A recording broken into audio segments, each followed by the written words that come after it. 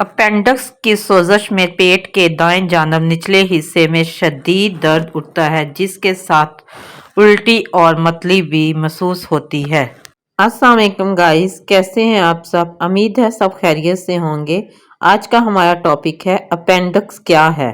इससे पहले अगर आपने मेरा चैनल सब्सक्राइब नहीं किया तो प्लीज़ चैनल को सब्सक्राइब कर लीजिएगा और बेल आइकॉन के बटन को प्रेस कर लीजिएगा ताकि नेक्स्ट आने वाली वीडियो आपके पास वक्त पर पहुंच सके। हमारे जिस्म में छोटी बड़ी आंत जिस मकाम पर मिलती हैं, इसके करीब एक छोटा सा लंबूतरा सा अज़ू अपेंडिक्स होता है। इसकी लंबाई तकरीबन 4 इंच होती है और शक्ल नली नुमा होती है और ये हमारे जिस्म में पेट के निचले दाएं जानब होता है। लेकिन अपेंडिक्स हमारे जिस्म में काम क्या करता है, इसके हवाले से आज तक कुछ वाज़ेह नहीं हो सका। एक थ्योरी पेश की जाती है कि अपेंडिक्स हमारी सेहत के लिए मुफीद जरासीम के स्टोर हाउस के तौर पर काम करता है और अगर हमें दस्त लग जाए तो ये हमारे हाजमे के निज़ाम को ठीक करने में भी मदद देता है। जबकि दीगर माहिरीन का ये भी कहना है कि अपेंडिक्स हमारे माजी की एक सिर्फ यादगार है और इसका हमारे जिस्म को कोई फ़ायदा नहीं होता।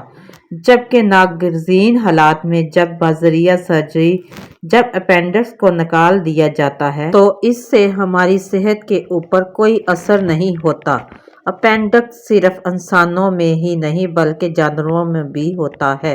गायों के पेट में भी मौजूद अपेंडिक्स घास हजम करने में मदद देता है, जबकि कोला अपेंडिक्स की मदद से यूकलिप्टस के पत्ते हजम करता है। अगर किसी वजह से अपेंडिक्स में कोई रुकावट हो जाए तो फिर इसमें सोजश हो जाती है। अगर इन्हें फौरी तौर पर अलग ना किया जाए तो इनके फटने का खतरा होता है और पूरे जिस्म में इन्फेक्शन फैल सकता है, जिसके नतीजे में मरीज की मौत भी वाक़या हो सकती है। अपेंडिक्स की सोजश में पेट के दाएं जानब निचले हिस्से में शदीद दर्द उठता है, जिसके साथ उल्टी और मतली भी महसूस होती है। अपेंडिक्स की एक और ख़राबी जो बहुत ज़्यादा अहम नहीं है, उस वक्त सामने आती है जब इसमें रसौलियाँ बन जाती हैं। ये ट्यूमर गैर मुज़र भी हो सकते हैं, ताहम सल्तानी खुलियात वाली ये रसौलियाँ ऐसे कीमियाई मादे खारिज करती हैं जिनसे वक्फे से चेहरा तमतमाने लगता है, सीने से सीटी जैसी आवाज़ उठती है और सिहाल की शक्ल पैदा हो जाती है।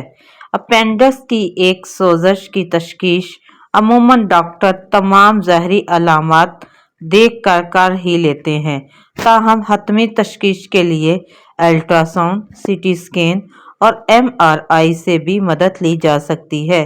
बिल्कुल इसी तरह खून के टेस्ट CBC में भी अगर सफ़ेद खुलियात की तादाद ज़्यादा हो तो ये इन्फेक्शन और सोजश की अलामात होती हैं।